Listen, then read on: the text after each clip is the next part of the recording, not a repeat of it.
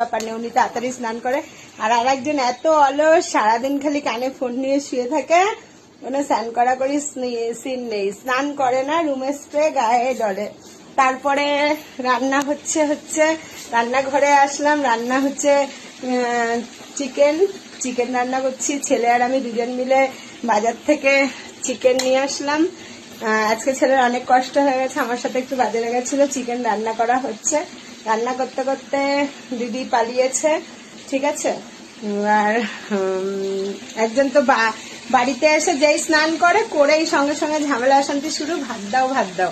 ওনার একটু লেট হলে উনি পাগল হয়ে যায়, ওনাকে খেতে দিতে হবে তাড়াতাড়ি। কি যে করি বুঝতে পারি না, এখনো তো রান্নাই হয়নি। ভালো মন্দ রান্না করতে গেলে তো আমার ভাগে পড়ে, আর এই রান্না যদি আমি না করি তাহলে উনি খাবেও না, চুপচাপ বসে থাকবে।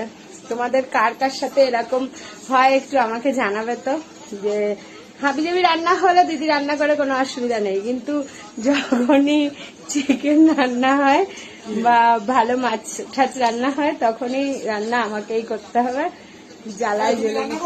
জ্বালায় জ্বলে পুরো মরে যাচ্ছি, ঠিক আছে। এই যে এখন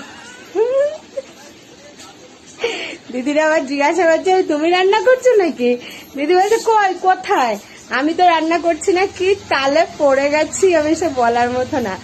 এগুলো তো মহিলারা বোঝে কষ্টগুলো, কিন্তু ছেলেরা বোঝে না।